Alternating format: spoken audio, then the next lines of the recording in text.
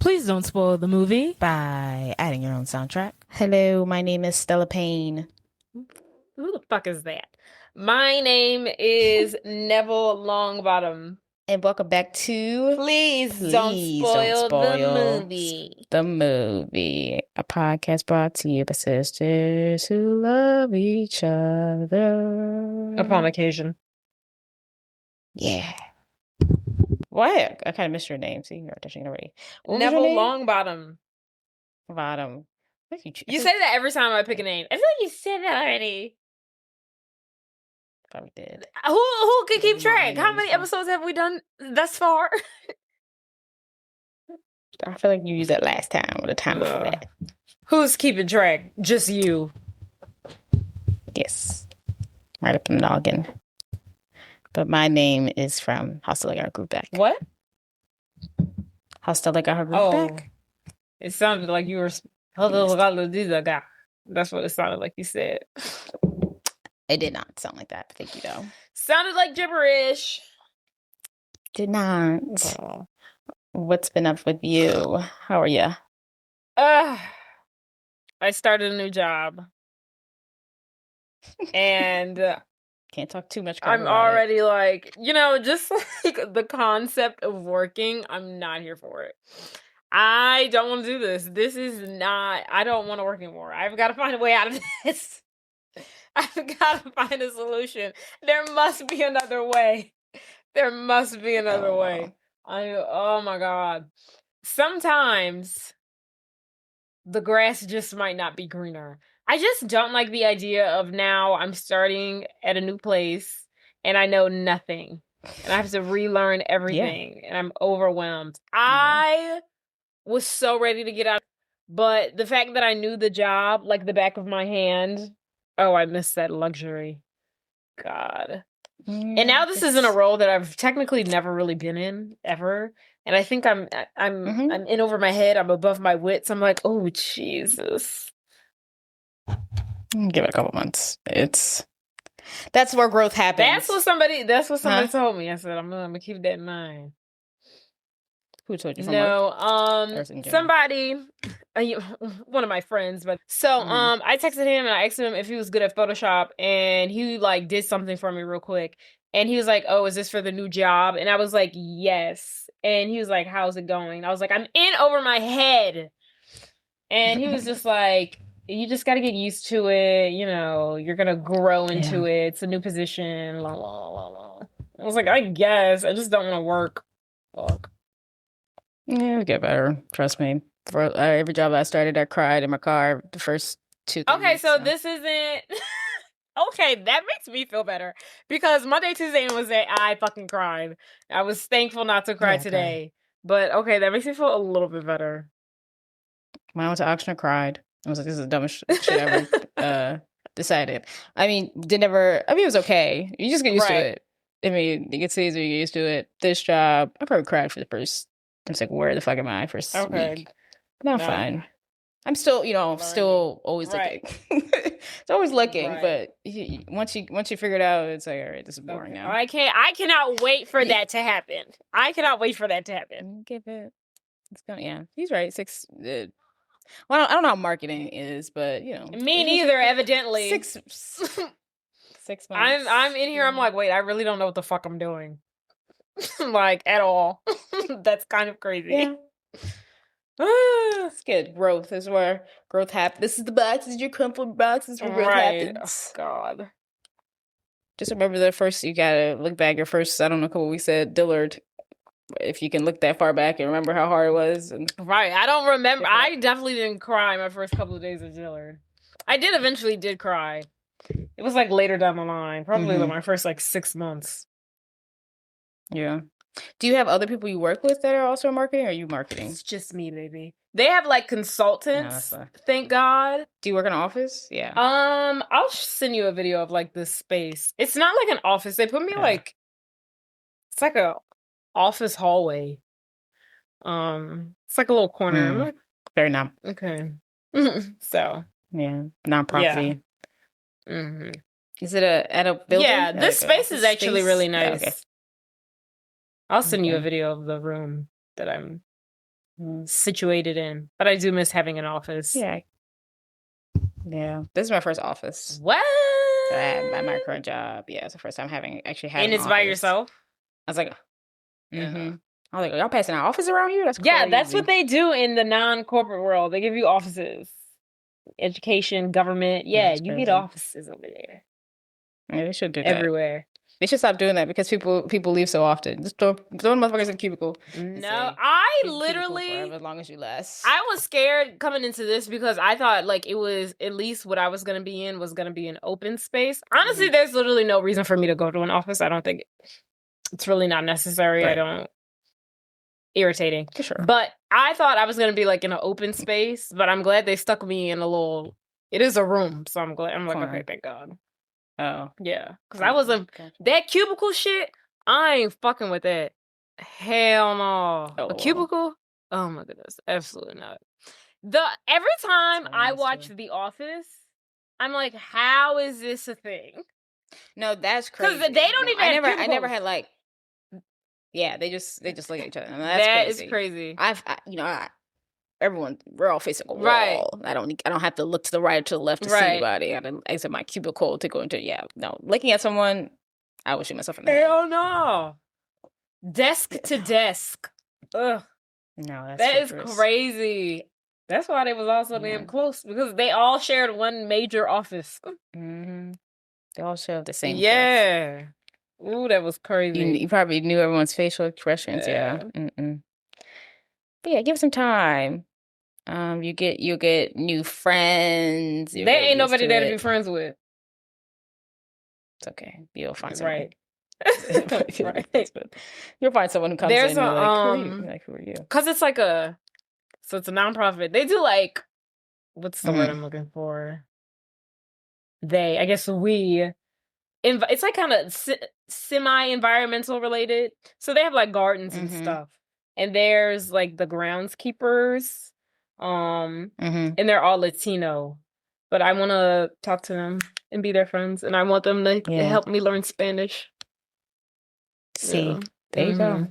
One girl, her name is Myra. I think that's what it is. I was like, oh my God, I hope we become friends and we teach, because she doesn't know English. And then I obviously don't know Spanish. So I was like, oh my God, I hope we can learn from each other. I saw her today and I was like, hi, hola, ¿cómo estás? And then she left and I was like, hasta luego. See, cute. Hopefully we become besties. Good. Yes. Let's see.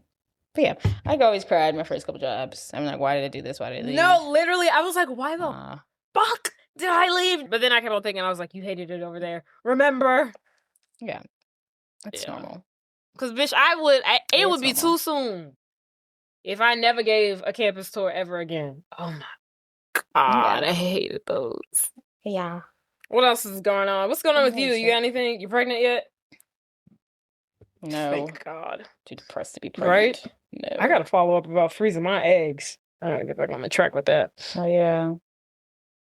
Oh, yeah, they don't call you. What do you mean? Well, you know that insurance don't pay for that shit. You got to pay out of pocket for that. Yes, ma'am. So I told them, I was like, y'all got to wait until I get this new job and I see about my insurance. Because this is... Oh, so you didn't do it. I thought you were doing it. So what I posted was a consultation or whatever. So I spoke to like the doctor and everything.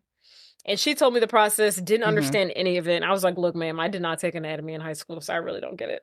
But she was like, she was like, well, this is how you kind of like started. So they gave me a transvaginal exam. So they stuck a pole up me. I guess... Yes. I don't know what that was for. I don't know if that was to see my egg count or what. I really don't know. And then I did blood work. But then they were basically like, yeah, you can start whenever. But she told me I needed to stop birth control. I was like, bitch, I ain't trying to do that. Oh. She told me I needed to stop birth control in order to do this. I was like, do you get your period with birth control? Yeah. And I was like, girl, I ain't trying to get that period back. So she told me. How much did she say? Sorry. How much did she say? She was like the doctor, so she didn't really go over like the price stuff. And that's what I was asking for. I was like, so what are the prices? But we didn't color nurse discuss that. Got it. And what were you about to say about the birth control? She was about Oh to yeah, say she something. was like, you got to get off the birth control. I was like, oh, I was like, I'm gonna have to call y'all back. You heard, but I think I'm gonna go through with it because. Well, if you go to a new city, well, I guess you got 8 Right, months. I was like, how long does this take? She was like, well, once you get your period, she was like, we could be done in like August. I said, that's great. Yeah. Oh, I thought I didn't know how long it was. Right there, I don't know. Whenever they do it on Right, they make it seem like it's forever. Yeah. months, like I only for like Sheena or like they make it seem like I did this for a whole year. Right. Like maybe it just depends on what eggs you get. I don't know. Then she was talking about the number of eggs to retrieve. I was like, girl, I don't know. Because you got to get shots and all that. Right. Mm-hmm. Mom gonna have to give me them. Mm-hmm. So yeah. Let's see how much it My is. little eggies. Did you Google estimate? I'm assuming like $11,000. Like, that's just what I'm telling myself. What else? Okay, you watch any movies lately? I don't see don't anything. think so. Let's see. Talked about Yumi and Tuscany already. I did watch the fourth season of Bridgerton with the mom. Oh, the one with the what's her name? Lady Whistledown. Yeah. You don't know Bridgerton? Mm-hmm. I watched it. I don't like love shows. I watched the first 2 seasons. I think it was. I think last season I watched was with the Indian girl. Yeah. That season was really good. I really enjoyed it. I didn't know how to feel because this was the fourth season. Because I don't like Benedict. He's the second oldest son. I never liked him. He worked on my nerves. He's always like, woe is me. I'm so rich, but I want to be an artist. Oh, my life sucks because I'm so wealthy. Yes. He was so disgusting to me. But it was such a good season because her story, like his love interest, the concept was like, she was basically like Cinderella. It was like a Cinderella season. I thought it was, but it was so fucking cute. It was so cute. They really got me in the second half. The first half. Wait, so this is not Penelope? Is not her story? Who's Penelope? That was the third season. Oh. Yeah. Oh, okay, never mind. I don't know what you're talking about. Yeah. Continue. This season, his love interest, she was like this really cute girl. She's Asian. What was like her story? She was like basically it was Cinderella. So basically she was dad died, stepmama a bitch. She the maid in the house. She goes to a ball. Maiden, he falls in love with her. He can't find her. All the while, she ends up working for the Bridgertons, and he doesn't know that that's the girl that he met at the ball. He's like, he's like, clean up my But then he falls in love with her as the maid, and then later realizes that she was also the girl at the ball. And I was like, oh my god, this is so good. It's so cute. Because he was like, I don't even care about the girl at the ball anymore because I love you. Oh wow, she's still the bitch at the ball. It's nice. It's cute. Okay. It's cute. It's cute. I might have to finish it. It made me want to go back and watch Wuthering the other season. I was like, now I want to watch season 2. Not the first season. I'll never watch the first season. Yeah. But I think the first season pissed me off. Oh my god. I'll go back and forth. But it did make me want to go back and watch season 2. That's good. I watched Wuthering Heights. Oh, holy fuck! You did? How was it? It was good. Kind of boring. Was it really? Okay. What did you watch it on? HBO for free? Max. No, you got HBO Max? I bought the subscription. Oh. Yeah. Give me a login, girl. But I don't want to get 2 households. You can only have 2 people signed in. What's at the same second time. household? That's the. Well, Chance's always on it, and I'm always on it, so someone have to get off. It's not much, and it's commercials, and it's a lot of commercials. Honestly, really? I'm about to delete it. For something I'm fucking paying for, fucking HBO. I'm like, we need to go back to this. Look at a lot of commercials. Cable. They have a commercial every 30 minutes. That is crazy to say it's HBO, which was never had commercials on cable television. Yeah. So how you end up? Yeah. Like y'all struggling? Tubi, I'm about to just go full force with Tubi. We have to protect Tubi. Yeah, free and no, free. Good shows, and you watch some ads. Right. That makes sense. Why am I paying to watch right. ads? Y'all should be paying me. Right. But I could work something out. But if I ever needed it, I'm gonna have to kick you off, That's buddy. quite all right. So it was, I feel like that movie came out. I heard nobody talk about it, like not a soul. I heard nothing about that movie. But that movie made like $200 million at the box office. I was like, how? Because I didn't hear a soul speak of it. It like came and went. So, yeah. So I realized I have the book, never read it. That's what it was. But it makes me want to read the book. But unfortunately to me, so I like read a summary of the book, and I really. So in the book, there's the part 1 and part 2. Part 2 seems like so interesting, but the movie only talks about part 1. Yeah, but they're kind of, I don't know. He's not like a good guy. That's the only thing. He's not? No. Oh. Their relationship, so I guess you can't really get it from the movie as much. You kind of get it some of the scenes later that seem kind of really provocative, but in the book, they were young, they grew up together. She marries this rich man, he runs away, comes back, he's mad at her for marrying this other. They have a very toxic relationship. They're like using other people to get back at each other, and he basically gets abusive. Not abusive, not physically. I don't know physically, not physically in the movie. I'm not sure about the book. But he marries this girl. He treats her shitty. Like he marries this girl to get back at the girl he really loved. He treats her really shitty. And in the book, he starts abusing, because they all have children and everybody else dies. But he starts basically abusing the children and takes his anger out on them and shit. And he's a really bad guy. But the second half of the book sounds amazing. I might read it. Interesting. Well, what happens in the second? Jacob and the girl he marries, in spite of what's her name? So Margot Robbie marries this rich man. They have a kid. The rich man that she marries has a sister or a ward of the state or something that he takes care of. And then Jacob marries the sister ward of the state to get back at Margot. They have a kid. And then when he was growing up, Margot Robbie had a brother who would verbally, like, just was abusive to them. That guy had a kid.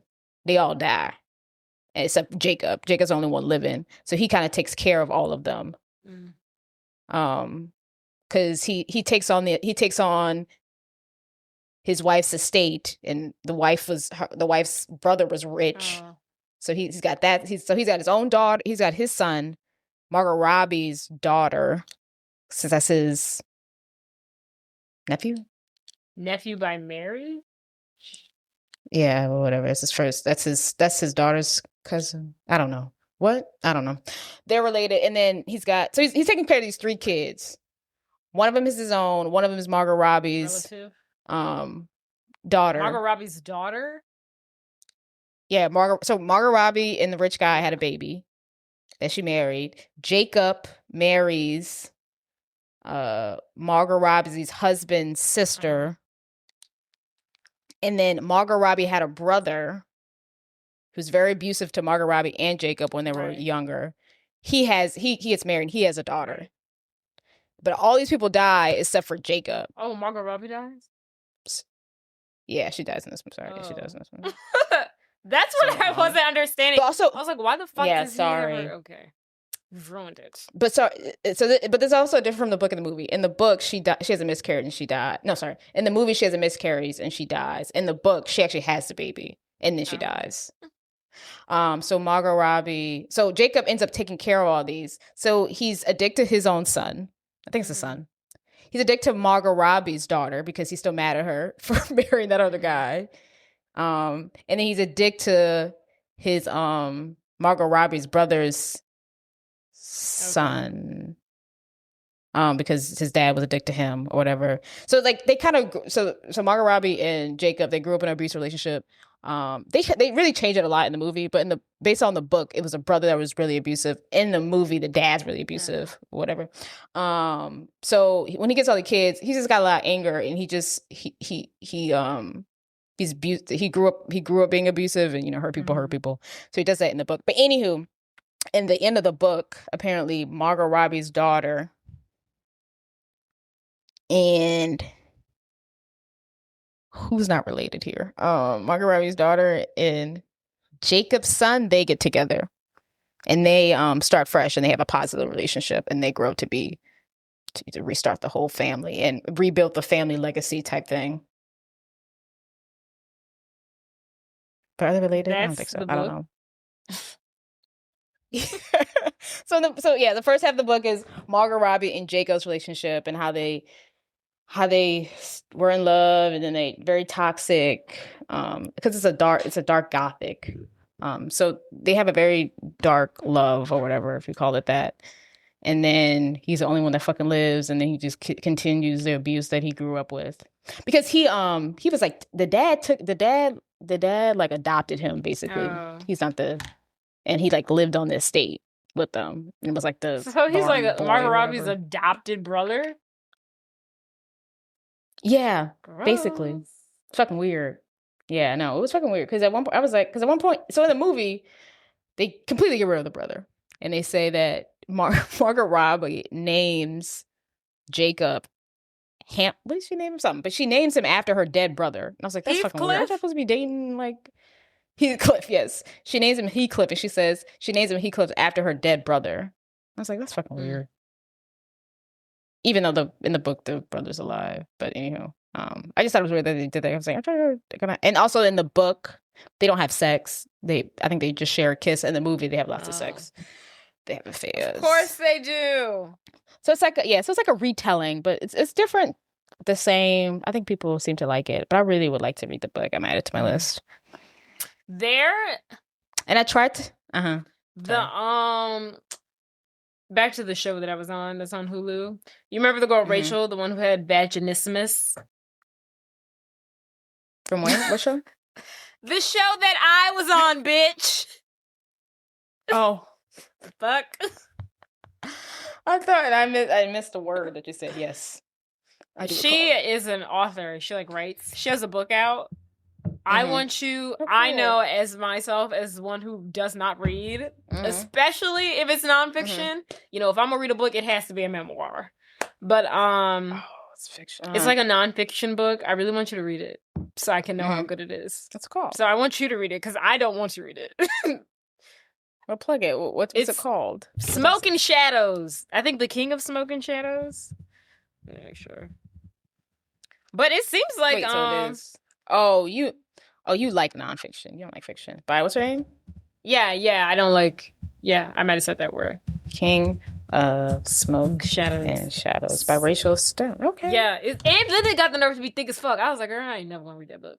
So I really want you to read it, and then like how you used to do with Twilight, you would just summarize it for me. I want you to do that for me with this book. Okay, yeah. We'll check out The King of Smoke and Shadows by Rachel. How you say that name? I think it's Strout. Stute? Or Strout. Yeah. Okay.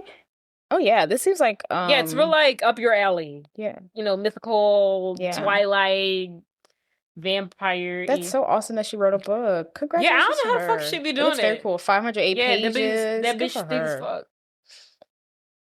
Oh, I'm so jealous of her. That's amazing.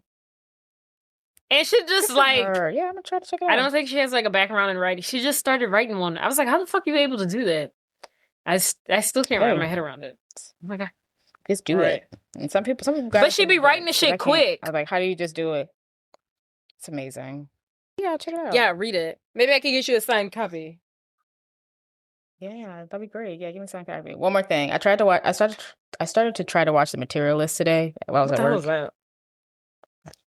That one with when she has to choose between the poor guy and the rich guy. Oh, with the chick from Pedro Pascal, Dakota Johnson, and Chris Evans. Everyone says I feel like I've mentioned this about this movie. People were saying that movie was basically like a catfish. They made it seem like it was like a like a rom-com or like but it was like nothing of the sort. Really? It was like misleading. Yeah, I don't know what I just was bored. I think I like 30 minutes and I was getting really bored. I'm gonna try to finish it. I think it's hard. Well, I don't think I like her acting in it. She seems very monotone. Yeah, that's just when she's in movies, I feel like she's not acting. I feel like she's just playing herself. Yeah, she seemed very monotone.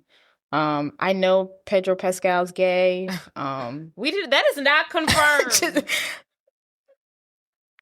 I know Pedro Pascal's gay, and I'm just not. You're not buying it because he's the rich guy in this one. Yeah, well, it's just like they're not. And you could be gay and have chemistry, but they ain't doing it. He ain't got it. And I like as when they're together, I'm like maybe because he's gay, guys. Right. I don't know what it is. And then Chris Evans, I just surprised he's in this role, just in general. I'm glad he's doing something after Captain America. Yeah, he's so hot. Yeah, but in the movie, she's like a journalist. She sets people up. No, she sets people on dates. She's a love maker. I don't even. She like finds people to match a dater. What do you call it? A matchmaker. A matchmaker. Jesus, she's a matchmaker. Matchmaker, make me a match. Make me a match. And then she runs into an old friend, which is Chris. They broke up in the past. He's poor, and then he's trying to be an actor. And then she meets Pedro Pascal, who's rich. So I'm assuming she has to like choose if she wants to be rich or be broke. And I hope she chooses Pedro Pascal, which I think is gonna happen. She's gonna choose Pedro Pascal. It's gonna go terribly, and then Chris's acting career is gonna blow up, and he's gonna become rich no matter what. And she's gonna be left holding a pie in her face. That's kind of like Eternity. That's kind of how Eternity goes. I'm gonna watch that. That's on something. I think it's on Hulu. I need to watch that. It's really good. It was really good. Yeah. That seems like a more interesting. Yeah. Eternity is probably the better version of this movie. I really liked it. It was long though. I was like, y'all need to wrap this shit up. Come on, who's she picking? Fuck. We've been in here for a while. But it was good. And I love Miles Teller. I love him.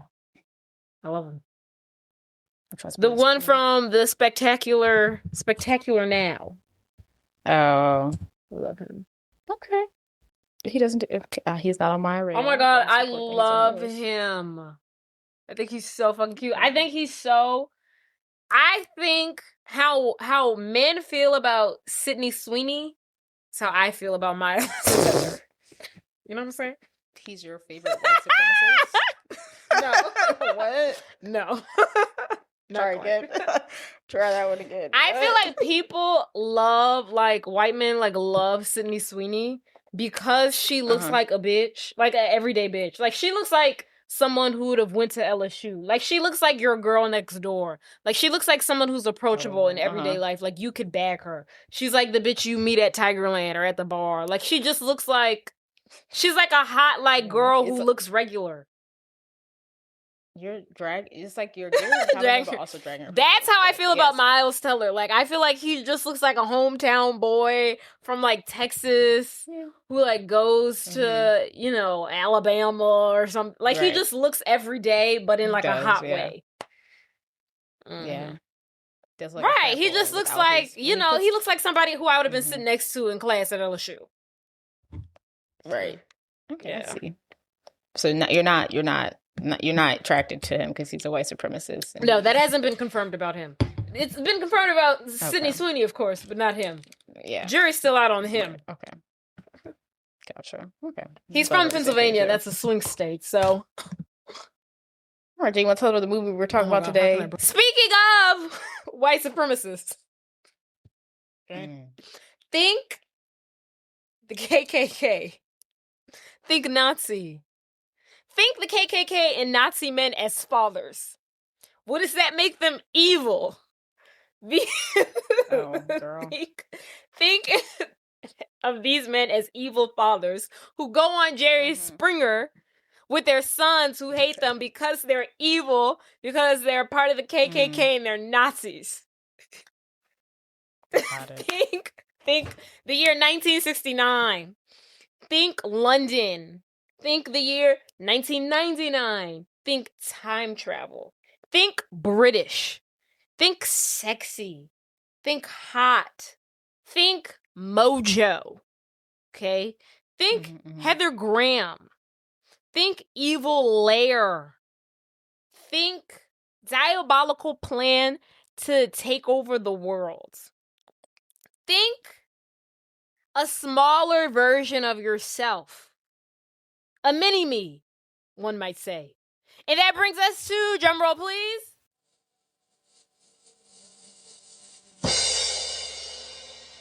Austin Powers, the Spy Who Shagged Me. Who Shagged Me. So for people who are curious about my initial segue, in this movie, Scott, Dr. Evil's son, goes on Jerry Springer, and the episode is My Dad's Evil. And it's Dr. Evil, a member of like the KKK, a member of like a Nazi party, neo-Nazi party. And so that's how I got white supremacist to our segue. Just in case y'all were wondering. Summary. In the sequel, Austin Powers, The Spy Who Shagged Me, Dr. Evil travels back in time to the year 1969 to steal Austin Powers' mojo while he is frozen, rendering him powerless.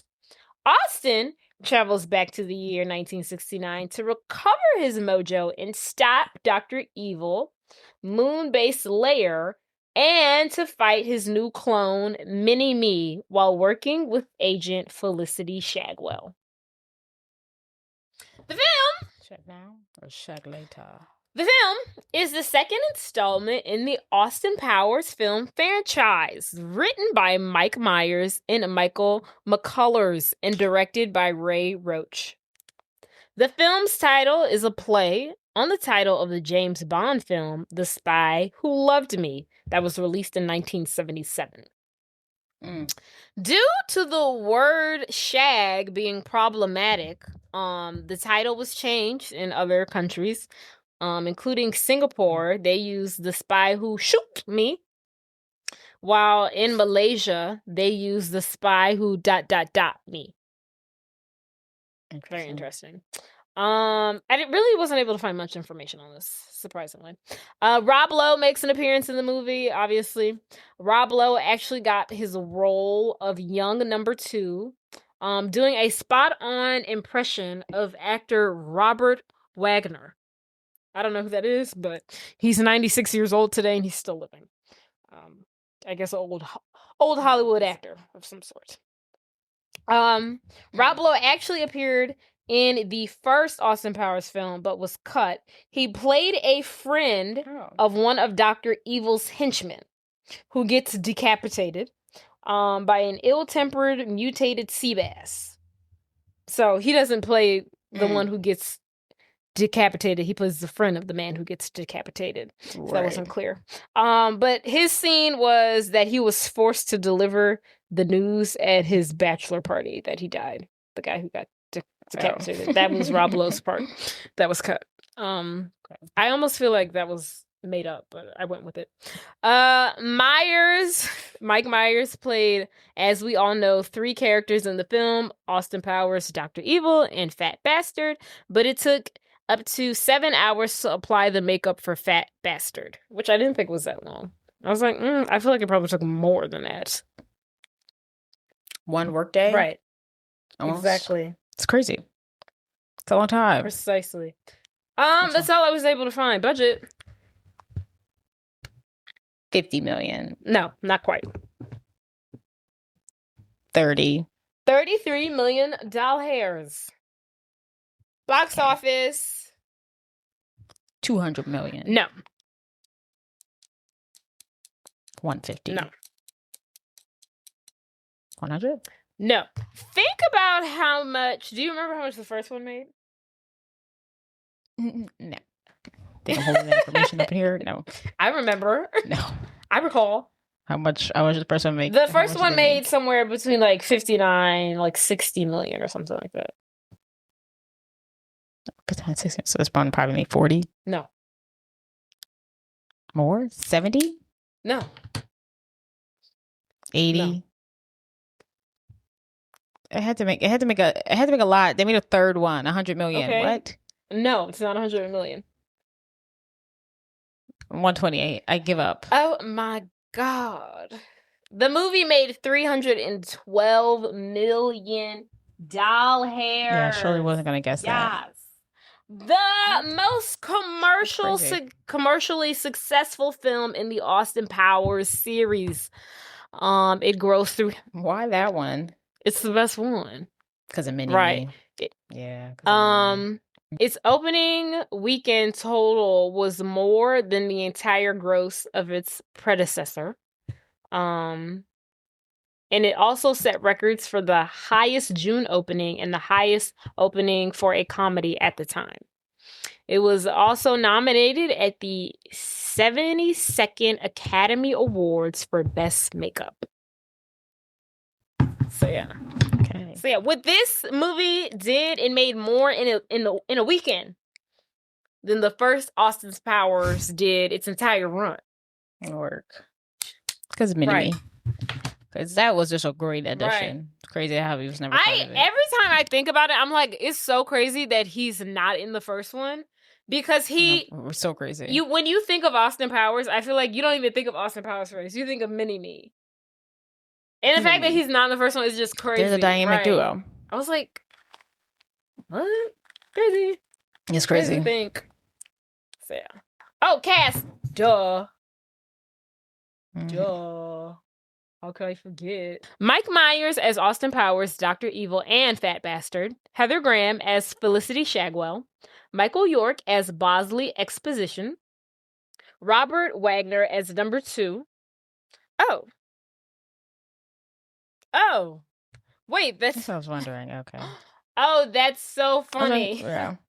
I didn't put that together. Get a good impression of that nigga is 30, is 96 now? That's crazy. So he did an impression of him, and that's how he got to play number 2. Okay. That's what I was wondering, but I was like, well, maybe that's not true because... Let's see. You would have noticed. But I guess you did.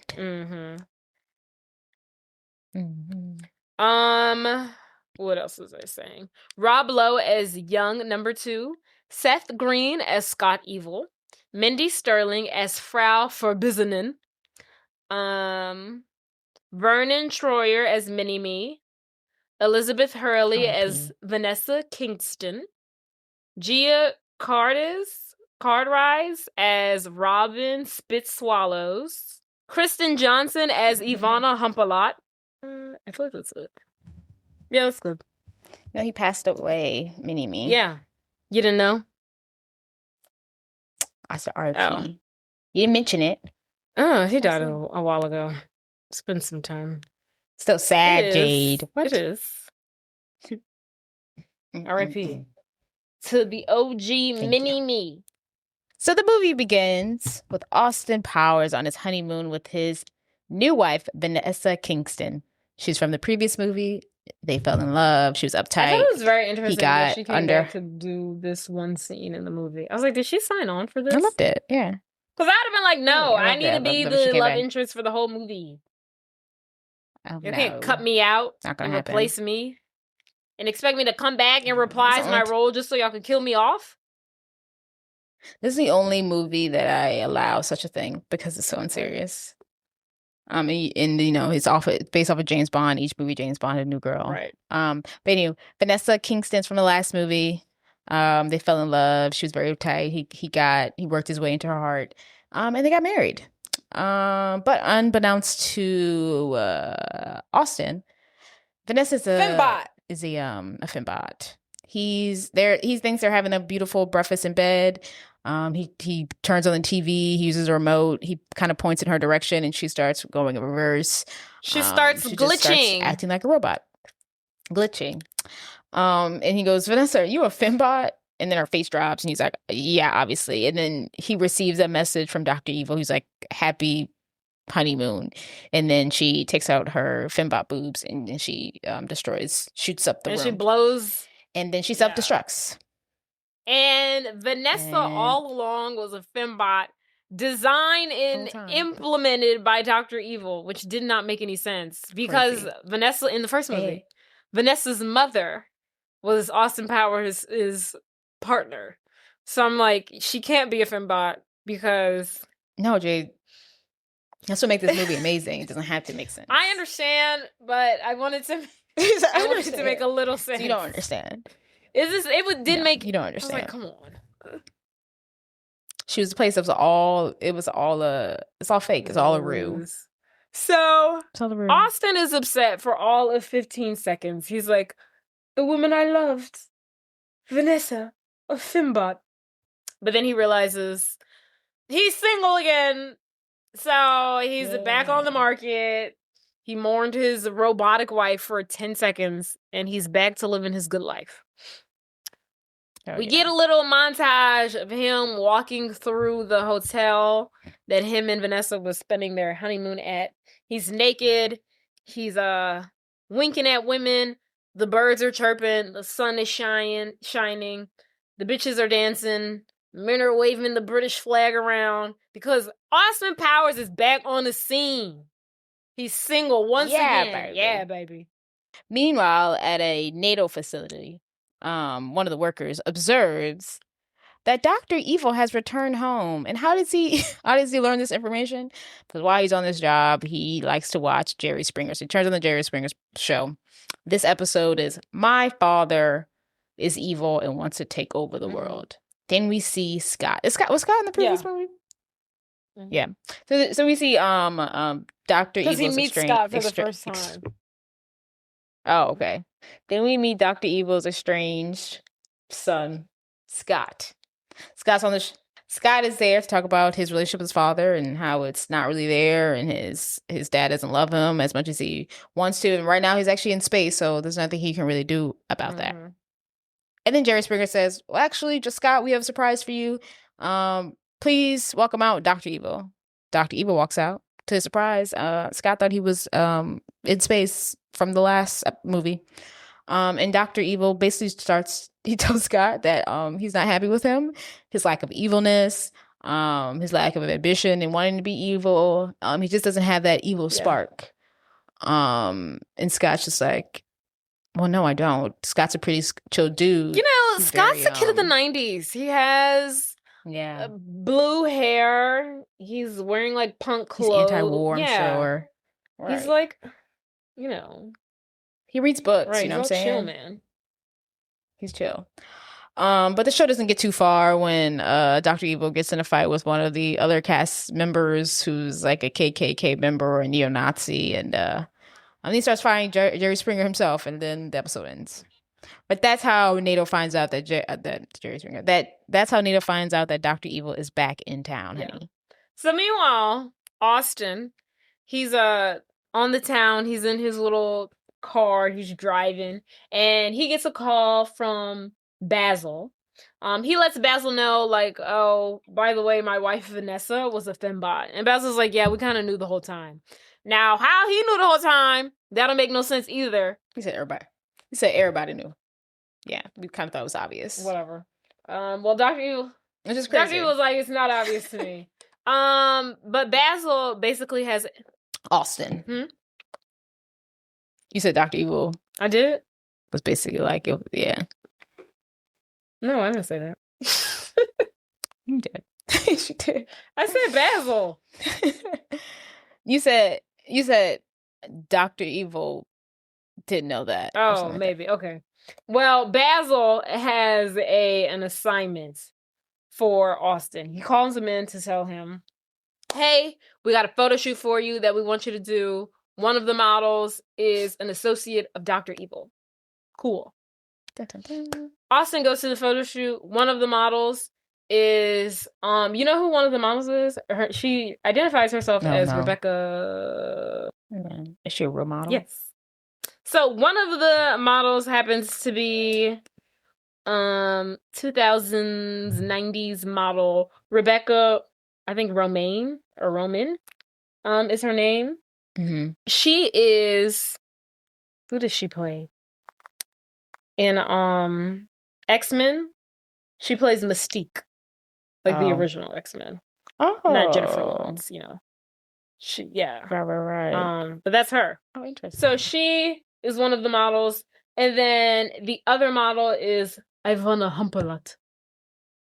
Ivana, really sexual. She's a Russian, hot Russian girl. I always thought this was Kirstie Alley. I think they look exactly alike. Who's Chrissy Alley? Oh, yeah. You know Chrissy Alley. She really disappointed us by revealing to be a Trump supporter. She died a couple of years ago. Cheers. Some Cheers. Oh, yeah. I always thought they were the same fucking person. I kind of see They it. have the same look to me. Yeah. But Ivana Humpalot is the one who is the associate of Dr. Evil.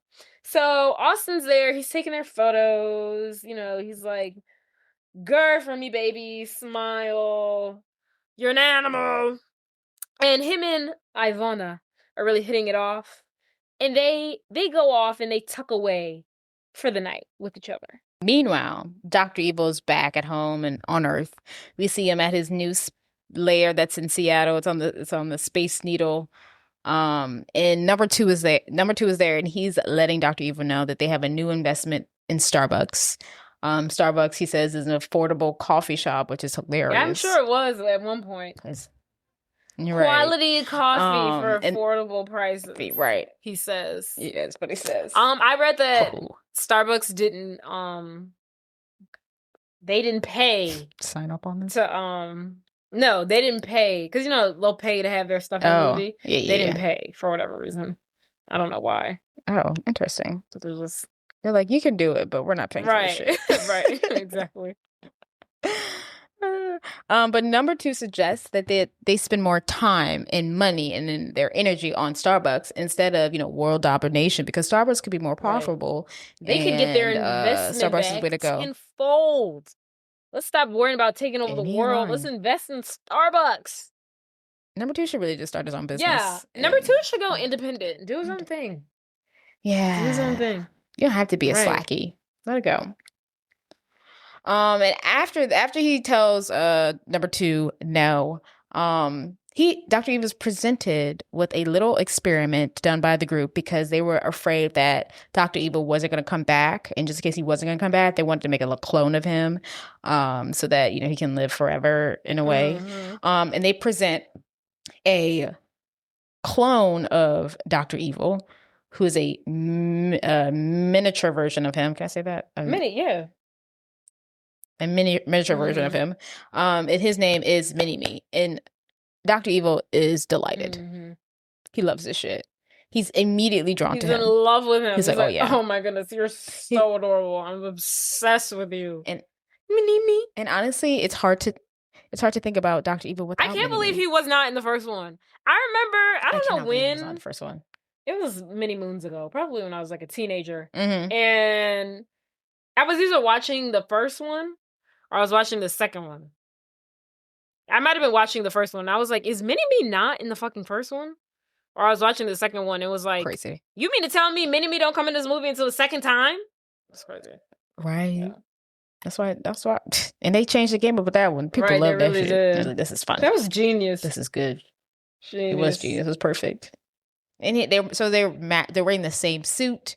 They're both bald. They have the same scar. The only thing Mini-Me is a little more. Mini-Me is just a little more like aggressive. Like he will kill you if you're not Dr. Evil. It's fair game for anybody. That's his only difference. He really does not like Scott. And wants him to die. But you know how brothers are, or whatever. But Dr. Evil outlines a plan to everyone that he plans to travel back to 1960 to render Austin powerless by stealing his mojo, which is basically Austin's like life force. It's the libido. It is him. It is his vibe. It is his essence. And without it, he can't do his thing. And Scott, who's also at the table, he's at the round table with all of Dr. Evil's council people. Scott suggests, that's stupid. Why don't you just take the time machine and go back in time to kill Austin when he's like distracted? He's like sitting on the toilet. And Dr. Evil was just like, perhaps fucking not. There's no fun in that. There's no skill in that. And then number two suggests, how would you use a time machine to go back in time to play the stocks and, play the stock market? And then we could be like billionaires right now. Once again, Dr. Evil's not interested in funness. He wants to kill. Zip it. Zip it with all your stuff. And then the time the machine is presented, Dr. Evil and Mini-Me travel back to 1969, and there they meet a younger number 2, played by Rob Lowe, and Frau. He goes to number 2, and he goes, "Wow, number 2 looks so young." And then he goes to Frau, and he's like, "You look right." Because she's the exact same. I think it's hilarious that so number 2's young version is played by Rob Lowe. Frau's younger version is just the same actress, which I think is hilarious. Then I always thought she was the mom from Matilda, and she is not. LOL. No, she's not. So back in the year 1999, Ivana Humpalot and Austin are getting it on. Austin's seducing her. And, you know, they're having their little sensual moment. They're doing a little foreplay and stuff.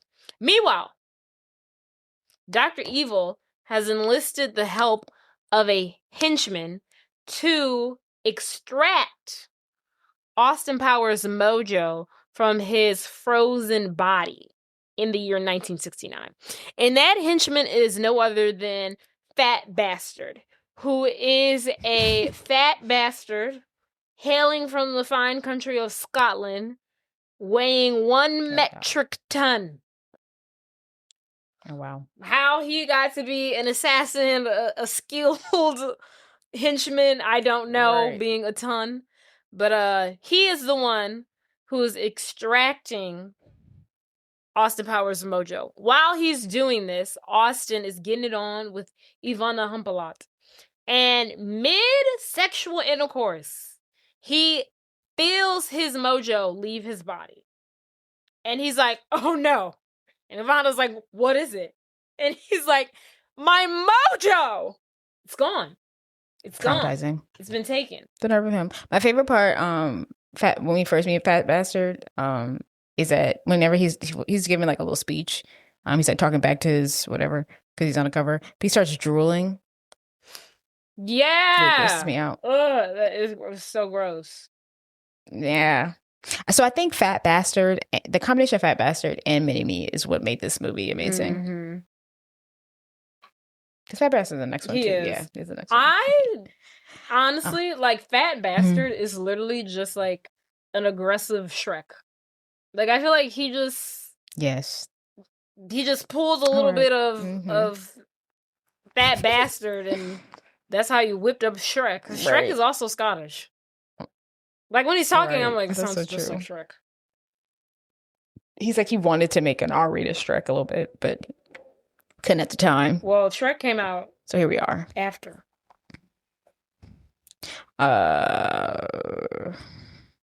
Don't speak against me. So after this, Austin meets up with Basil. And Basil confirms him through a test that they ran or whatever that Austin Mojo has been stolen. And it has been stolen by Dr. Evil using a time machine. But fortunately for them, they have their own time machine.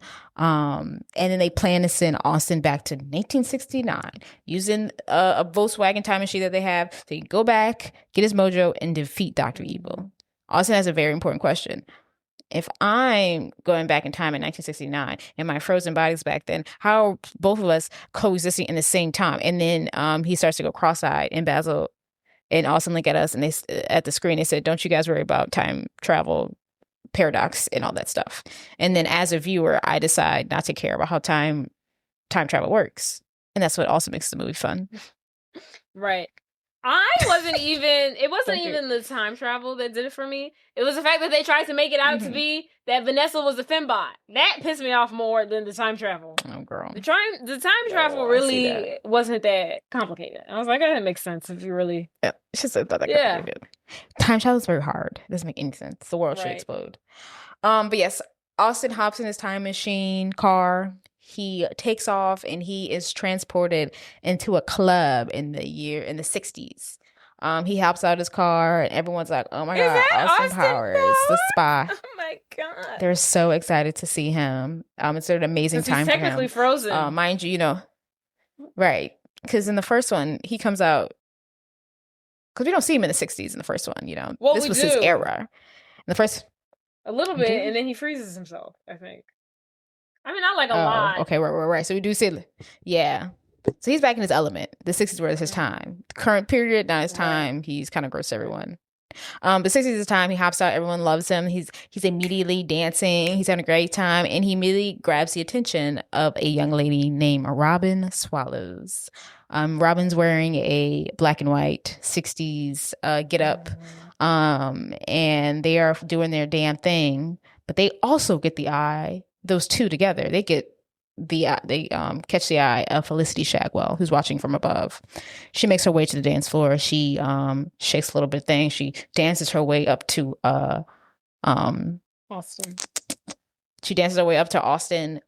She distracts Robin Swallows from Austin for a little bit, and she warns him that Robin works for Dr. Evil and that he should watch out. And then he's like, "Oh, thanks, babe." And then before he can because he's obsessed with Felicity from first sight. Before he can do his thing, she's off into the crowd, and Robin is back trying to put her whammy on him. Yeah. So basically, he is distracted by Felicity and all her gorgeousness. But Miss Swallows has another plan. Really. She's got ulterior motive. So yes. Basically, she's another motherfucker working for Dr. Evil. So while Felicity is trying to put the mag down on Austin and also letting him know, she tells him, "Hey, you better be careful. Your friend over there works for Dr. Evil."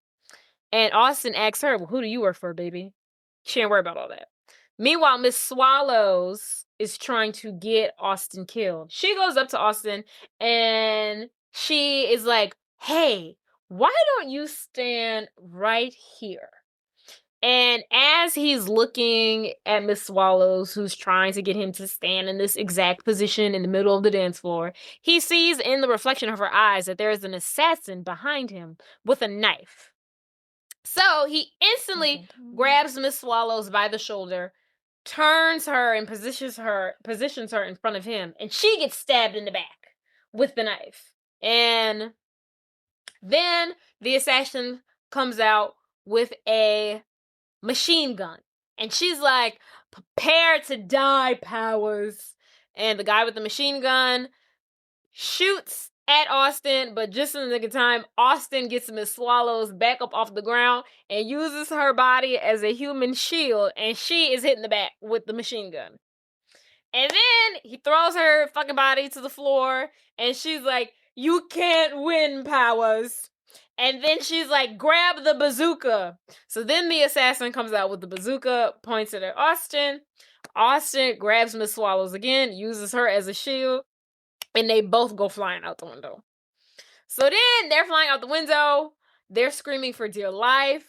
Miss Swallows says, "The fall will kill us both, Powers." Austin grabs her body, puts it in front of him while they're falling midair, and uses her body as a cushion, and she falls before he does, and he lands on top of her. And she's like, Craziness. "I won't let you win, Powers." And Austin's like, "Bitch, why won't you die?" Then, luckily, what's her name, Felicity? She pulls up in her convertible, and she's like, "Hey, do you need a ride?" And he's like, "Oh my God, yes." So he gets in the car with her. She introduces herself as Felicity Shagwell, CIA. And Austin introduces himself as Austin Powers, and they are vibing. Yeah, so they're driving down the hills of London. And then they catch the eye of another one of Dr. Eve's assassins, who starts shooting at them, but Austin and Felicity start shooting back, and then this assassin is driven off the side of a cliff. His name is Mustafa, played by Will Ferrell. Fucking Will Ferrell. So Will Ferrell as Mustafa climbs off the side of the cliff, and he says he starts to attack them. But Austin, being the excellent spy that he is, he overpowers Mustafa, and they start to question him. And they say, "Who do you work for?" And Mustafa says, "I'll never tell." "Who do you work for?" "I'll never tell you who I work for." "Who do you work for?" "Dr. Evil." And Felicity goes, "Wow, that was pretty easy." And he goes, "Well, I have this condition where if you ask me 3 times, I get irritated, so I just have to tell you the answer." And you're like, "Oh, okay." I can't stand and it. then Austin goes, Right. I hate Dr. being Evil asked go, this no. question. The same question 3 times. I just can't. It irks me. So Austin asked him, okay, where's Dr. Evil's lair? I'll never tell you. I will never tell you. Where's tell me where Dr. Evil's How am I supposed to lair know? I'm is. just a useless Somebody henchman. said, do I really have to ask you again? Where's Dr. Evil's lair? Ha! And then He asks you then he 3 doesn't answer times. it. You have to tell him. No. You changed the line of questioning by asking. Do I really have to ask again? Therefore, you opened a new series of I questioning. don't know why. No. No. I don't know why that was so that's funny. how it goes. Oh god. But so I think I missed part, but he did tell them that Dr. Evil's lair is on a volcano, but he doesn't say where the location of this volcano is. But while they're going back and forth about the logistics of what counts as 3 questions or not, Mini-Me, who's in the background with Frau is pretending to be a mother walking her baby in a stroller, and Mini-Me's baby. Mini-Me shoots up. He blows a dart at Mufasa. Mufasa falls over the cliff, and he has a very slow death. And he continues to talk to Austin through his death. But at this point, he's dead. We can't get no more information from him. And then back at his own lair, Dr. Evil is not happy to hear about the fact that 2 of his assassins have already died, and Austin is still alive, even without his, even though he has no mojo. Mm-hmm. And then we meet Fat Bastard, who's come to deliver the mojo to Dr. Evil. Dr. Evil, no, Fat Bastard, like Dr. Evil, has an infatuation with Mini-Me, and when Fat Bastard sees Mini-Me, he goes, It's a baby. You look like a baby. I'll eat you for breakfast. Get in my belly. I want my baby. I want my baby. Ribs. So Fat Bastard wants to eat Mini-Me. And of course, Dr. Evil will have no part in this. He's like, boy, give me my mojo and get the fuck out of here. But before he leaves, or before Dr. Evil takes a little sip of Austin's mojo, and after he has a sip, he tells everyone to leave except for Frau. And then in the year, so we're still in 1969.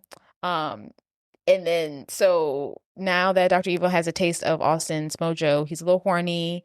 Frau's getting the vibe, and we have a little scene of them having a very consensual sexual moment among one another. And they're like getting it on. They're playing like the bound chicka. No, they're playing Let's Get It On. They're playing Let's Get It On. Nothing wrong with me. Loving you. And Frau, she's in her like nightgown, and her hair has mysteriously turned long.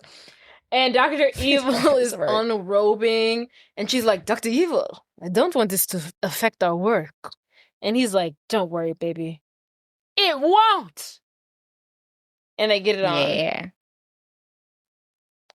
Hot stuff. Good job for them. So Austin is back on his job.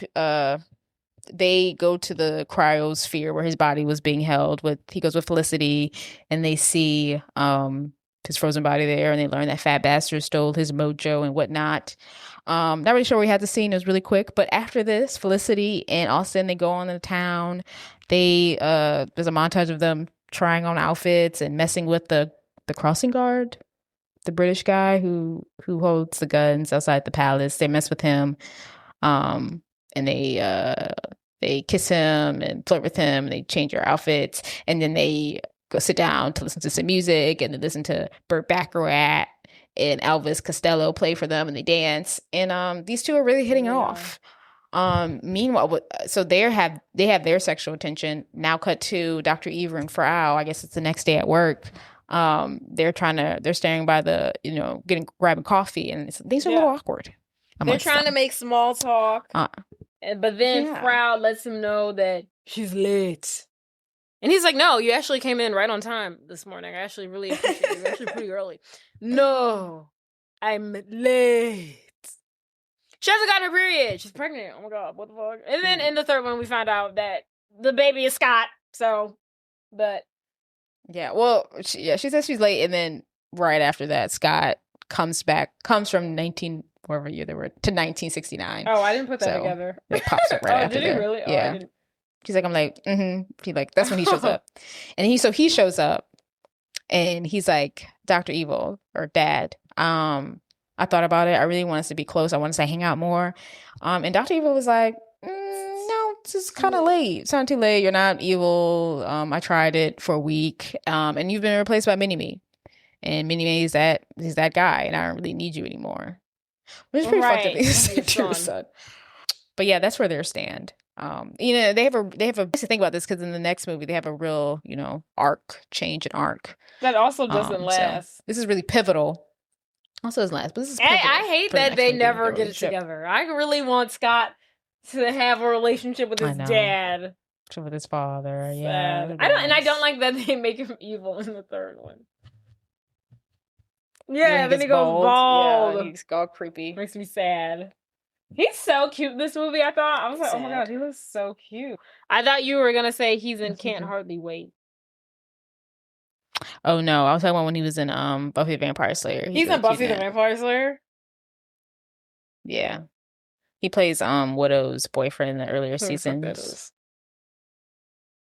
The witch. Totally. The redhead witch from How I Met Your Mother. She's in Buffy the Vampire Slayer? Yeah. Allison, the redhead. I know the redhead in How I Met Your Mother. Yeah, she's in Buffy the Vampire Slayer. Who isn't in that show? Honey. Hold on. But Seth Green was in it. He's not in the entirety. He's in the high school up to they go to college, because Willow becomes a lesbian. Well, it's a lesbian.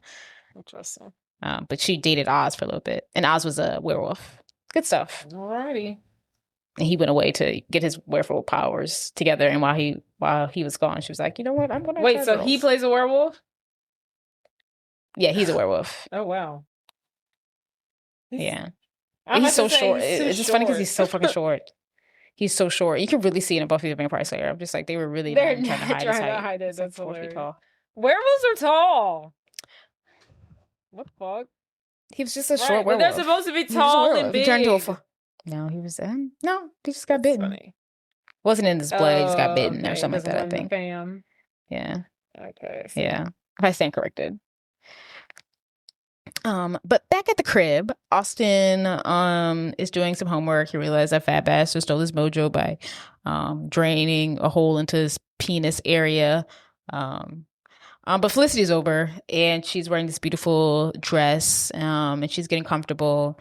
And Austin realizes, he's like, well, I hope she doesn't want to have sex. And she probably won't have sex because she's a serious spy, and she's very professional, because he doesn't have his mojo, and he doesn't know how to operate without it. So he's very scared to have sex without his mojo.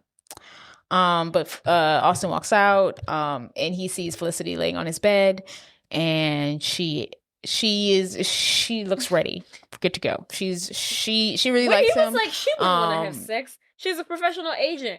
I was like, she's been putting it on you since the moment she met you, with her sexual innuendos when they first met. And he was like, those are some tight pants, honey. How do you get into them? And she was like, you can start by buying me a drink. She's been putting it on you since you met, right? To be hollering at you, yeah. All of a sudden, yeah. To be hollering at you, unfortunately. Right. So she's asking for a massage. She's undoing the top of her dress. And then she basically tells Austin, look, I don't want to be coy. I want you. You don't have to be cute. Yeah. Love that. You don't have to be cute. And he's like, oh, I'm here for it.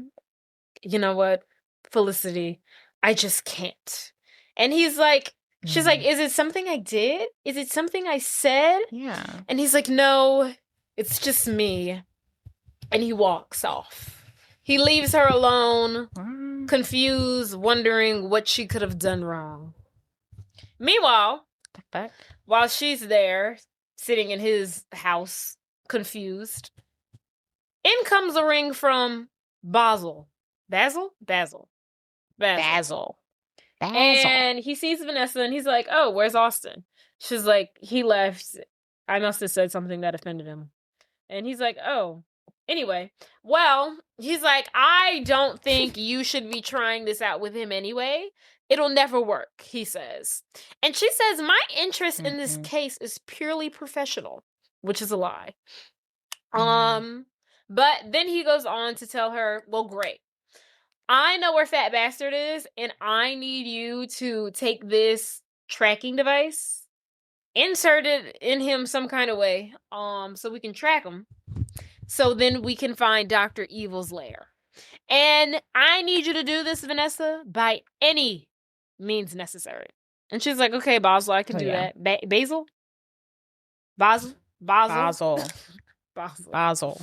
Anyway, I can do that. And he's like, and I mean by any means necessary. She's like, okay. You're just telling me I gotta sleep with him. Sure. All right. And that made me uncomfortable. I was like, is he trying to pimp her out right now? Like, what? I didn't like that. But fast forward. And then cut to, literally by any means necessary. The next scene, we see her in bed with Fat Bastard. And she takes the chip tracker, shoves it up his butt. I guess he's too fat to really notice. I think he thinks she's like pinching his ass. And I guess, mission accomplished. Yeah, she did it. Really gross scene. He's like all sweaty. Oh my God. I always thought that was food. just so disgusting. As a child, I just remember, I was like, this isn't right. She said, as a child. This isn't right. This is weird. I don't feel right about this. You should make her do this, guys. Right. She should not be forced to do this. This doesn't feel right. Back at Dr. Evil's lair, we learn of his new plan. That is, he plans on putting a laser beam on top of the moon to destroy DC. I think at this point he calls up Washington DC and he tells them, "Hey guys, I need a couple $2 billion, or I'm gonna, blow up DC with my laser beam." And then the home state of DC, they're like, "This is ridiculous." First of all, they're like, "It's the year 1969. $100 billion hasn't even been invented yet. We don't have that kind of money." Nice. And Dr. Evil's like, "Show me the money. Show me the money." And Scott's like, "You fucking idiot. The year is 1969. The movie Jerry Maguire hasn't even come out yet. No one knows what the fuck you're talking about. I'm surprised you numbnuts." I'm surprised you didn't say your favorite part. You have me at hello. You have me at hello, dear. Show me the money. Show me the money. He came up there and said, "Hello? Hello? Oh. I'm looking for my wife." Went on this long ass spiel. He shouldn't have got me started. Went on this long ass spiel. This speech lasted 47 minutes. And she came out there and said, "Shut the hell up. You had me at hello." I said, "I know you aren't." Oh, it was so good. So good. Hello, wow. So good. Anywho, so Dr. Evil's like, "Show me the money. Show me the money." And Scott is like, "The year is 1969. You idiot. Jerry Maguire won't come out for another 30 years. No one knows what you're talking about." The fuck talking about? And Dr. Evil's like, "Scott, please let Daddy work." So meanwhile, I guess they come to some sort of agreement, because then Dr. Evil shows them the staffers, the president, I don't know, the head of the military. He shows them a video of the White House blowing up, which is an excerpt from the film Independence. And he's like, "This is what will happen to you if you don't get me my $100 billion." And so they're like, "Oh, yeah, we got to pay the man. How does he have this technology? Craziness. He's crazy." It's the year 1969, and he's showing us a video of the very house that we're in being blown up, and it's not actually blown up. How is he doing this? We have to give him his money. The next day, Austin, I guess, having now calmed down, he finds Felicity out in the streets and he tells her, "Hey, babe, I'm sorry about what happened last night. It's not because of you." And she's like, "Oh, it's not because of me. I really thought you just didn't like me." And she's like, "No, baby, you're shagalicious. You're shagified. You're down with the shag. Me shag you, you shag me. The reason I want to shag you is because I lost my mojo. And I thought that was going to make me unlovable, and I like you. And that's why we didn't get down." And she's like, oh, great. That's it? Love that for us. I thought it And was she tells him- me. Right. Craziness. So then she tells them that the last night she was able to put a tracking device on Fat Bastard. Oh, that's great, darling. What a great job. They're looking at the tracker thing. And she's like, yeah, but I need to tell you something, Austin. He's like, oh no, the thing is beeping. We must go now. And she's like, yeah, but I need to tell. Let's go, he says. She wanted to tell him, how she got the tracker there, but she didn't get a chance to. That she really did. There must be another way. There must be another way. There has to be another way. Where's it from? Ron, no. There has to be another way. From getting that stone. Do you want to stop getting that stone or not? Harry, it has to sacrifice himself. Sacrifice himself. Do you want to stop Snape from getting that stone or not? I'm going giving that stone or not. It's you. Harry, it's you that has Not to go me. on. I just know it. Not me. Know it. Not Hermione. Me. Not Hermione. You. Girl, shout out to the girl who called that out because she ate. Because no one would have ever ate. thought about that scene until she fucking did that shit. No one. She's like, they do something. Right. It's Do you want hilarious. to stop Snape from getting that stone or not? Turn that stone or not. Harry, Ooh. no, it's you that has to go on. It's Not you. me. Not Hermione. Nah, Hermione. You. Oh, Jesus. She need to make more. Okay, so Austin and the team and Felicity, they have tracked down the tracking device. And unfortunately the tracking device is at some random bathroom toilet. They walk in there, it smells like shit because Fat Bastard has shitted it out. And Austin's like, someone flush the fucking toilet. And Felicity's like, no, we gotta take the feces back to get analyzed. Oh, okay. So they take it to the lab. They're like, no. They take it to the lab. They get the feces analyzed. Austin, this scene always sat wrong with me. Austin's in there in the lab. There's two containers. One is his coffee, and one of it's Fat Bastard's liquefied shit. And they both are in, like, one's in a coffee side by side, a coffee mug, a coffee glass, and the other one's like in a cylinder with like a handle in a teapot thing. So they both look like coffee containers. But that's medical. Right. So I think at first Austin grabs regular coffee, and then he goes to sip it, and then Basil comes in. He's like, "We got some good news, guys. From Fat Bastard's shit, we were able to trace that there was a vegetable in there that only grows in one island in the Caribbean, and we believe that is where Dr. Evil is." So my whole thing while was, he's talking, Austin, I guess, believe that Fat Bastard is eating a vegetable. I was like, Period. why wouldn't y'all say like a cocoa bean or That's something? what I was thinking. Right. I don't know. Good point. So while that's going on, Austin is like paying attention, he's getting distracted. He pours himself another cup. He pours himself another cup of coffee. This time he pours Fat Bastard's liquefied shit into his coffee. And no one's stopping him from doing this. He starts to sip it, and then Basil's like, "I think you're drinking coffee smells like shit." That's because it is shit, Austin. Oh, good. I thought it was just me. And then he drinks it. It's not too bad. It's not too bad, It's a little nutty. It's a little nutty. And then that Felicity, you should have been turned off by that. She should have walked at the door and said, "Absolutely not." I was like, maybe when Basil said it was shit, like maybe he thought he meant like, oh, it's bad coffee. Like, oh yeah, it is shit. Like, yeah, it's shitty coffee. It's crappy coffee. I was like, maybe that's what he's thinking. I don't know. I don't think that's the case. I was trying to give him the benefit of the doubt.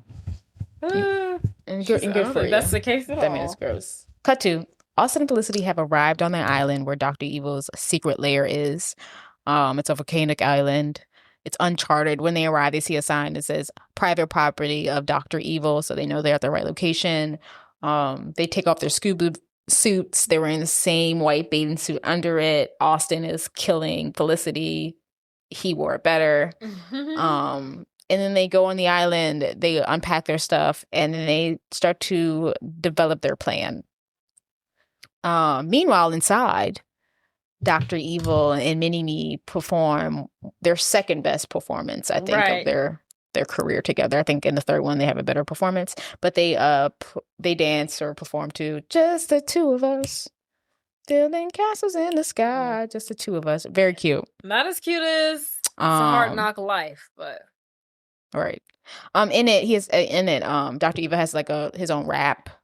And within it, he basically is saying how Mini-Me completes him. Scott let him down. He wanted to be evil, but Scott was just a disappointment. And yes, Mini-Me is the son he always wanted. He completed him. Which is fucked up because Scott's there too. Listening to this whole thing. Terrible. Yes. And while that's going on, Austin and Felicity, they have this whole bit where they're like a shadow and they're pulling stuff out of this bag, but it's in front of Austin's butt, and the guards are watching this and they think they're pulling shit out of Austin's ass. She's really whole pulling stuff out of a bag. Yeah. It goes on for a while. But anyway, they get captured. It goes on for a good minute. It goes on for a good minute. But anyway, Austin and Felicity get captured. They're taken to Dr. Evil, and Dr. Evil says, "Ha ha ha, nanny boo boo, got you, bitch." Right. And in there also is Fat Bastard. And Dr. Evil's like, "You really slept with this motherfucker, huh? Gross." And then Austin's like, "No. Felicity would never sleep with you." And then Fat Bastard is like, she's like, "Oh, she slept with me. And she was shit." And Austin turns and is like, hello, there's no way you would sleep with him, right? And Felicity is like so nonchalant. She's like, "I'm a secret agent. I did what I had to do." And he is disgusted. He almost slept with Ivanka Humpalot yesterday. The reason he hasn't slept with anyone so far is because of his mojo. He hasn't slept with anyone. I don't even think it was the fact crazy. that he slept with someone. It was the fact that it was Fat Bastard who he slept with. I don't know. I feel like he's very possessive this movie. I feel like it's just that she's. I think if it would have been like maybe his heart's he would have been like, "Oh, okay." But I think it was just the fact that Fat Bastard was so disgusting. He was like, "Oh my god, you slept with him." But let's keep in mind you drank his shit. But I think he was jealous. Right. I think he was jealous. Well, I think he's jealous and insecure because he doesn't have his mojo. Oh, that's fair. Well, Dr. Evil is basically like, okay, time to cut this party short. As much as I love to see Austin Powers, whine and be upset. The thought of anyone sleeping with you, Fat Bastard, is fucking disgusting. So, then Dr. Evil orders his henchmen to take Felicity and Dr. Evil away and have them killed. Scott gives in his 2 cents for a minute. He's like, "You're such an idiot. You're going to take these two away, put them in a jail cell, and they'll just escape. Why don't you just shoot them in the head right now?" And Dr. Evil is like, "You know what, Scott? I've been an evil freaking doctor for like 30 freaking years. So why don't you let me do my freaking thing, okay?" So, Austin, Felicity, they go into this chamber, this jail cell, and underneath the floor is hot magma. And so the floor eventually like opens up slowly on either side. So it like opens up in the middle. And then it will eventually just like the floor will go through the walls. And eventually they'll fall in and die. And they don't have much time, so Felicity and Austin must think of a plan quickly. But Austin is still in his feelings about Felicity having sex with Fat Bastard, and she's like, "Look, we don't have time for this." And he's like, "I just don't even understand how you would do it." And she's like, "Again, I'm a secret agent. I had to do what I needed to do." And he's like, "No, like physically, I don't even understand how that was possible. Like he's a metric ton." And she's like, "Look, don't put like your insecurities at the fact that you lost your mojo, like, don't put that and, push that onto me." And he's like, "Ouch." She's like, "Well, listen, Austin, okay, like, I got into this business because of you. My interest in this case was because of you. I spent my whole life looking up to you. And all this time, I thought I wanted to be you. But in reality, I just want to be with you." And he's like, "That's groovy, baby." So they make up, Yeah. basically, and they're like, okay, quickly, how can we get out of here? Austin's plan is very elaborate, very long-winded, very ridiculous, and he's like, how does that sound? And she's like, how about I just show the guard my tits, and then that'll get us out of here. So she shows the guard her tits. The guard is like, mommy, and like walks towards her tits, trying to grab them, and falls into the hot boiling magma. And they're able to escape. I read that, I don't know how true that is because I didn't see it, but I guess it was that quick. I read that when she like, she's like holding her titties and she like flashes them. I read that they didn't cut the camera quick enough, and if you look closely, you can see her boobs or something, but I don't know how true that is. Oh. Why would she be? Yeah. Okay. I wanted to go back and see, but it expired. Yeah. It's not free. Yeah. Same. So yeah. They escape. So they're escaped. So Dr. Evil and Mini-Me are now on the moon. They're getting ready to deploy their laser beam to destroy Earth. I think they have like 6 hours or something like that. And then while Austin and Felicity, now their escape, they hitched a ride on the Apollo 11 aircraft.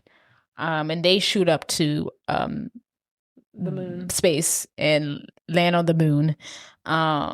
So they're going to try to stop Dr. Evil before he blows up Earth. And then Dr. Evil calls the president again, and they have agreed to pay him the ransom. And Dr. Evil says, great, you got 30 minutes to send it over. Love the moon. Or you're all dead. Yeah. Or DC, because he's on the moon. Yes. So Austin and Felicity have arrived on Dr. Evil's moon lair. They go in, they split up. Austin think he saw Dr. Evil, so they split up. And then Austin unfortunately runs into Mini-Me, and they begin a fight. The Mini-Me really kicks his ass. Austin is begging, please stop. I've had enough. I can't take it anymore. I thought it was so fucking funny. I was weak. When really? Just the part when Mini-Me, he like goes down and then like comes up and he jumps on Austin's crotch and bites his crotch. And then Austin starts running around and he starts humping his head against the pole to get him off. Oh my god. I love that shit was so funny. I was weak. I miss stupid movies. That was a good so part. Funny. Yes. So somehow Mini-Me has gotten his way inside of Austin's spacesuit. Austin finds a toilet. He shits out Mini-Me into space, and Mini-Me is floating in space right now. Somehow he doesn't die because he's a clone, not sure, but he's floating in space. So, Austin is able to now find Dr. Evil and find Felicity because they got away. So he goes into the main room, the main area where everything's being held, and he sees that Dr. Evil is there waiting for him, and Dr. Evil reveals that Felicity is inside a chamber that he's gonna gas in like 15 seconds. And he's like, you have to choose. You want to save the girl or save the world? And think fast. He saves, I guess, the world, right? Yeah, he stops the laser. And then Felicity dies. Oh no! And then he goes after Dr. Evil. Yeah, so Dr. Evil takes off. He's like, "Ha, loser!" So Dr. Evil tries to escape, and then Austin shoots him in the leg. It's like, ah! It's like, ow! You shot me in the knee, you freaking asshole! He says freaking a-hole. You freaking a-hole. And Austin's like, okay, I'm gonna shoot you now. And Dr. Evil's like, well, you could either shoot me or you could use the time machine to save Felicity and the world instead of killing me. You can't do both. And he's like, they're talking, and then Frog comes, and then she shoots at Austin, so he has to like go back to the main room. He hops in the time machine. He travels back 10 minutes, and he arrives there with another version of himself. And they're like, "Whoa, dude! There's two of us." What are you doing here? Gnarly. I'm you 10 minutes from now. Wow, you are sexy. You are sexy. You are one sexy motherfucker. We are sexy bitches. Something like that. But yes, they meet up with each other, and one of the Austins, I'm not sure which one is which, is like, "How about you save the world and I save the girl?" And they're like, "Tight." So one of the Austins kicks the laser beam controller and it misses Earth, and one of the Austin breaks into Felicity's chamber and releases her for being gassed to death. But while this is going on, Dr. Evil, that current 10 minutes ago, he initiates the self-destruction mechanism on the moon, so it's going to blow up in like 5 or 10 minutes. And then he's holding Austin's mojo, and he throws it in the air. And he's like, "Hey, good luck with that." So both of the Austins, they run and try to catch it because the mojo is very important to them. But they bump into each other. The mojo falls and is destroyed. One of the Austins like, "Well, gotta get out of here." Yeah. Got a blast. He's like, "Hey, Austin, 10 minutes from now, you might want to give up because this place is about to explode." And the other Austin will not part with this mojo. He's looking at it. He's like, "Oh my God, my mojo." Felicity comes out and she's like, "Austin, we must go." And he's like, "Not without my mojo." And she's like, "Can't you see? You don't need it. You defeated Dr. Evil. You saved the world. And trust me, you're gonna get the girl. You gotta get the girl." And he's like, "Oh, well, you might just be right." And so they get to the time machine. He turns to her and he says, "Felicity, come back with me to 1999. And then she's like, "Oh my God," and ditch the 60s? She's like, "I won't know what happens with the 70s and the 80s. And he's like, "Literally, like, a Cold War, and that's literally it. You're not gonna miss anything. I promise you." And so she agrees, and then they jump into the time machine and go back to the year 1999. Woo! The new millennium. Yeah. So back at Austin's home, the two are basically in love. They confess they love each other. "I love you. Yeah. You love me. Love, love, love, love. I'm so glad They you're here. saved the world. So They've defeated Dr. Evil, even though he got away, but right, true. And he's like, "You're the best part about 1999 or maybe 1960. I'm just so happy you're here." But their love is broken up by a break-in by Fat Bastard. He is disguised as like a UPS delivery man. What I love about Fat Bastard's character early in the movie, when Dr. Evil told him, he's like, "Ew, it's gross thing about you having sex." He had a shot of him sad. It hurt his feelings. So Fat Bastard broke in. He's like, "I'm ready to kill you." And then Felicity goes, for whatever reason, she's like, "But are you happy?" "Of course I'm happy." He's like, "I'm sexy." She's like, "Are you happy?" He's like, "No, I'm not happy. I weigh a metric ton. God damn it. I eat because I'm unhappy. I'm unhappy because I eat." Unhappy because I eat. But then he's like, "But hey, what can you do?" And he's like, "I'm still going to shoot you guys." But before he can shoot them, Felicity hits him the dick, or the balls, per se. He's down for the count. They have destroyed Fat Bastard. And Austin is happy, and he's happy that she's there. And then Felicity's like, "I brought a little part of the 1969s with me." She hits a button, and a party breaks out. And it's the disco, and all his friends are there. And they end happily. Cut to back in 1969, we see Dr. Evil. He's in his penis-shaped spaceship. Is it 1969 or flowing is it through Earth? When he's moving? I think it's 1969. That's where we left him. That's what I wrote it. Yeah, I have it typed here. And he is in space. He's in his penis-shaped spacecraft, and he has recovered Mini-Me, who was floating in space. He takes care of Mini-Me, and he vows revenge on Austin Powers. Yeah.